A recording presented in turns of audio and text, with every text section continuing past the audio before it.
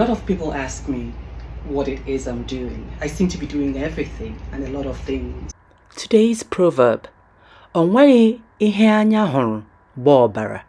There is nothing the eye sees that makes it bleed. And I always respond the same way. One of my tenets that I've always taught, that I've always believed in, is no one person should ever live life without having at least 4 streams of income. Yes, 4 is my minimum. And if you can do more than that, if you have the capacity to do more than that, then go right ahead. So there's Ola Foods, there's Ola Clothing, there's my, my blog. I'm sure a lot of you already know about the sincerelyULOMA blog, which is where you are right now. And I have my regular pay that comes from Culture, which is a marketing communications consulting firm. So what am I doing with Ola Clothing? Here's how I explain it. The very first thing that I want to be known by is my consulting firm, which is Culture Incorporated.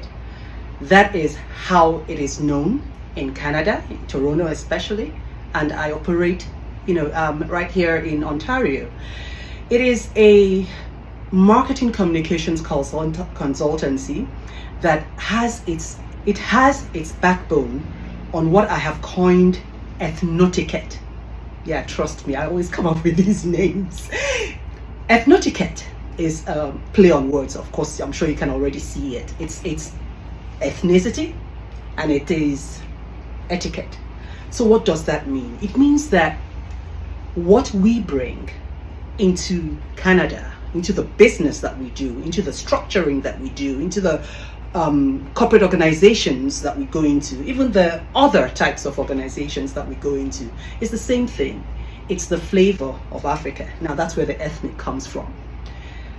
This flavor of Africa is the only other thing that I added into what I already was registered to do at Culture in Nigeria to make it different. Now, if you're in marketing, you know that you must always have that thing, that differentiator in the marketplace. That is our differentiator. We insist that we are coming here, or we have, and therefore are coming here, with the African values that are still very potent, still very positive, and still able to actually create a whole balanced set of people. Am I saying that it doesn't exist here? Yes-ish, yes-ish, because Canada is a lot of things. It's a great number of things, which is why I call it home today. However, generally, there has been a very heightened removal, destruction, if you want, of basic value systems. And that is what Africa still has a bit of. Cultural Africa still has its roots on what is right and the repercussions that you face for wrong. And that is what we're bringing to the table. So our ethnotiquette, therefore, is our ability to look at the etiquette of being, the etiquette of being a person, the etiquette that is expected of you, the behaviors that are expected of you as a person, wherever, in the workplace, in your church, on the street, wherever you are. How are you behaving? What's your behavior like? Because that there is what, if we get to change, if we get to affect, then it can actually become that thing that brings back some kind of humanity or humaneness, if you want, into a system that has totally lost it. Yes, it has. Ethnotiquette is the umbrella, if you want, theme that underlines and underpins everything that I do in Culture. So you'll find me, for instance, looking for an opportunity to go into spaces where I can talk to young people, especially young women, and begin to reaffirm their needs to be human and to be balanced. in this day of heightened mental health issues especially, you can understand the reason why it is so critical at this time that every one person, young adult especially, and growing young mothers, and let's just say from the 18s to the 50s and the 60s, people just need to be a lot more confident that humanity is okay. That being human is okay, and that it shouldn't be lost at this time. People need to be a lot more confident in the fact that we are human for a reason, and we are the ones who the Lord said, go kill and eat. We are the ones who were told to dominate the earth, so there must be something really special about humanity and being human that should never be lost, even to the AIs and the things of this world that are taking all that away. So I would always like an opportunity to therefore be in front of people, to explain to them what that looks like, to remind them of who they are and whose we are, and to, because we're told that we are made in the image of God. There's no other being that is made in the image of God, right? So that comes with something, and that should come with a certain type of confidence. And it's that confidence that comes through when we talk about those value systems, when we talk about the reenactment of some of the things that we were taught, that our grandmothers sing about, and so on, and reminding everybody that there was a balanced life, that was a balanced existence, and should never go away.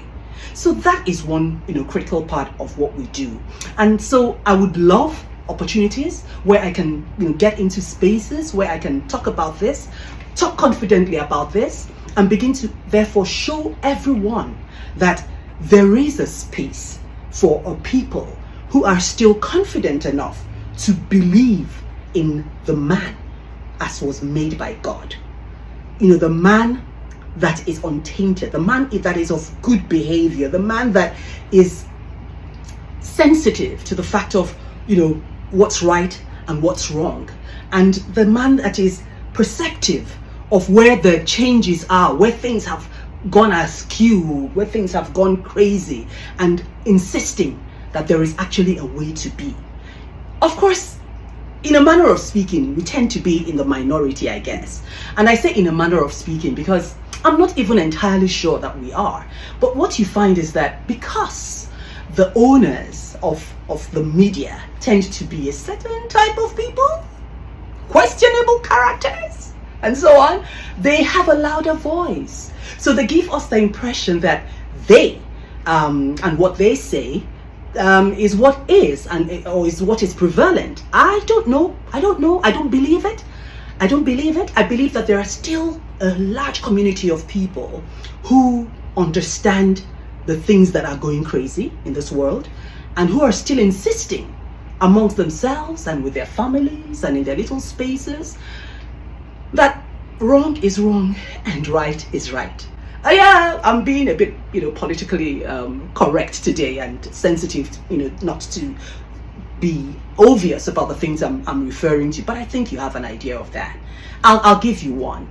I stay in downtown Toronto, and what that means is that in a 15-meter radius, for instance, there are at least 5 spots where you can buy Indian hemp, right? Now, what is wrong with Indian hemp? I mean, the world and the society begins to tell you that, oh, there's nothing wrong with it. It's actually medicinal. Oh, it's okay to go a little high sometimes. Oh, it helps with your coping. Oh, it helps, and all those other things. But hey, Igbo na Igbo. It is Igbo, and it is Igbo, and it is bad. Do you get? And that's where I come from, so I come with that, for instance, and I explain that, yeah, we do understand the need to cope, but it's not the only way to cope. So can we discuss all the other ways of coping so that we still cope without, endangering our health and the healths of the people who are around us, who are, getting the residual smoke, and that's just an example of some of the things that I like to address and make sure that, people are thinking about those, and by addressing them, in those circles, you are at least getting them to think about it, because the world is making these things seem like they are normal and they have to be the way they are. And I'm coming from the point of view where I'm saying, are they normal though? Is this really the way to be though? There is still wrong and there's still right. I insist on that. And that's one of the things that we bring with ethno-ticket. All right? I can begin to talk about things like dressing. I'm sure you watched the last podcast. You know, I insist, you know, that the dressing, for instance, should consider also what we talk about humanity. It's interesting that I brought up dressing again now, because I've had excellent feedback from a lot of people on the last podcast that I did, where I was saying come winter come, so that people will start covering up again, because the whole sunshine that comes with summer, especially in this downtown area, is like, you know, it's crazy. You know, people can't wait to get as undressed as possible. And so I began to ask the simple question about hygiene, for instance. You know, when you're wearing next to nothing and you're sitting in a public place, you know, like on a train or on a bus, or, you know, in a church, you know, on a pew, or you're using the bicycles, you know, that are there for renting, you're sitting on what you don't know. And because there's so much of you that is not covered, you don't know what you're taking in. And so you're taking in stuff, and then the next person after you is taking in whatever it is you also left behind. Ugh, you know? So I address things like that. If you won't cover up to at least think about the next person who's going to use whatever it is you use, then think about yourself and what you're picking up, because you're not covered up. You know, because if your nether regions, for instance, are just open, and you're sitting on a chair that was just left by somebody like you who had, you know, dropped a few bodily juices, you know, on a particular chair, and then you sit on it, you're likely going to get that herpes. You're likely going to get whatever other thing that it is, even if it is just rashes, you know, that come with any other thing. I don't know, I'm not a doctor, but I don't even want to find out what you can get from things like that. So I'd rather cover up. And, you know, so that's another thing that I would say. But I was talking about the feedback from my last podcast.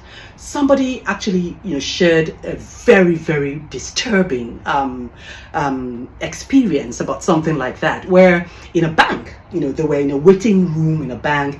Was it a bank? Yeah, I think it was. But, you know, but there were, you know, those kind of waiting situations where everybody's moving and moving and moving, you know, as they are being addressed, or their matters are being addressed. So they noticed that there was this particular girl that whenever she got up to move, she would leave a trickle of something. She would leave a trickle of something, and then this person who I was talking about, who would be embarrassed because there are men, there are women and all that, you know, would insist on cleaning it. So she was just cleaning after this girl.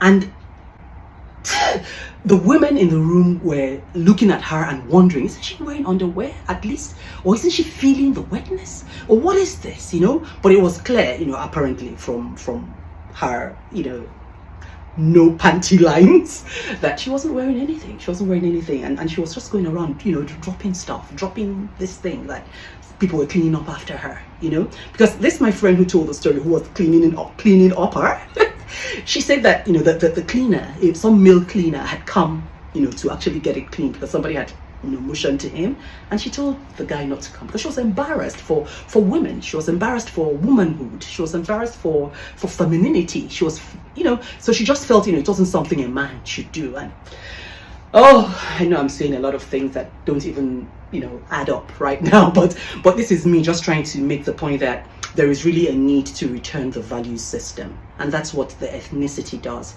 So I'm coming back with strong moral stories, you know, that come from this this fact of folklores, of cultural stories that have been handed down to us from our great-grandmothers to our grandmothers to our mothers before us and to us, and therefore to our own daughters and children. These are the kinds of things that you can't buy in in the market. They are stories that are special and specialized to a certain people, and that's the Africans. And we are still very rich in such. I've done a bit of research, so even beyond Nigeria, which is where I'm from, and even in Nigeria, there's so many tribes, and yet it's the same. It's the same, strong value systems that have been given to us from our mothers and from our grandmothers, and those are the types of things that I'm collecting, and I'm creating, teaching slides and decks that just show how it is still possible to think different, to think right at a time like this. And I also have two, if you want, pillars that I stand on to communicate this ethnocentric approach, to communication that I'm talking about. And it's Olo Foods and it's Olo Clothing. All right? Olo Foods is about African food.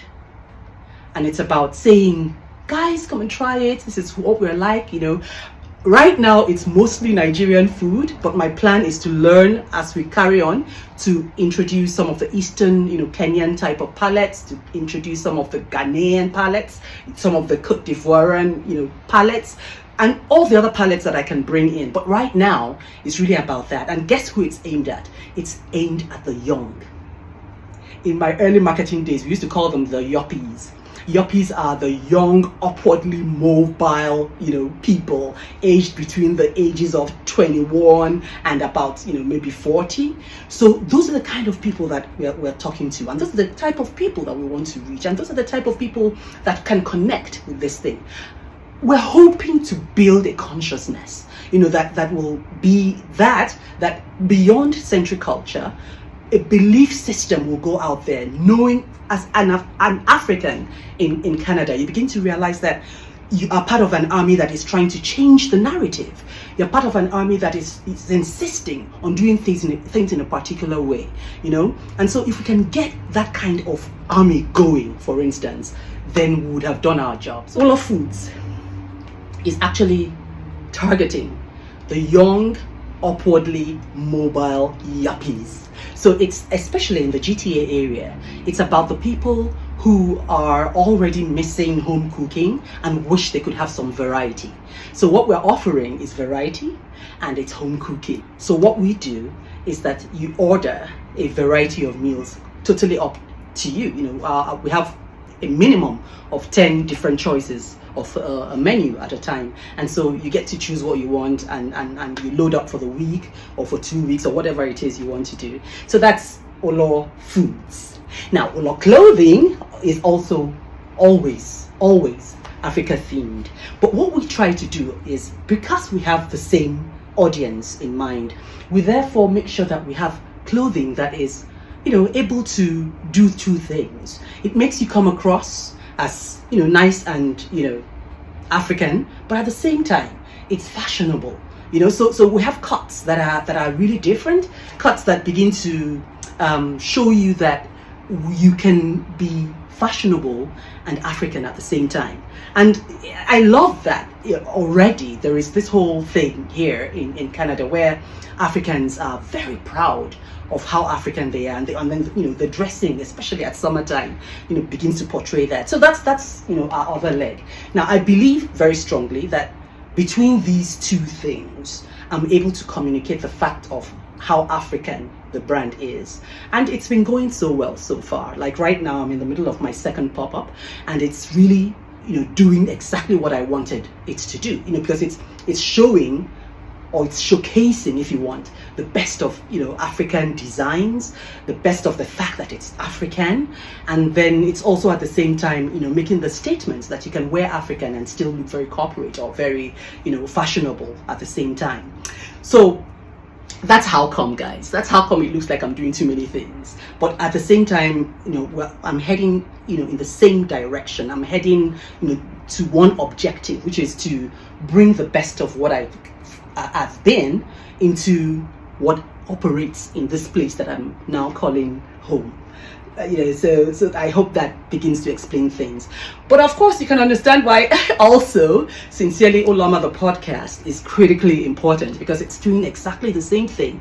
It's giving me a platform where I can just, see these things. I can just address these things. I'm giving the impression that the topics are random, but they're not really that random. You know, if you look at or try to listen to or watch some of my podcasts, you'll find that there's some kind of thread to it, which is there is some wrong that is happening, and this is what right looks like, you know. And I hope, you know, you just have an opportunity to go back, watch some of these things, and find that at the end of the day, there is, you know, an opportunity to still create change.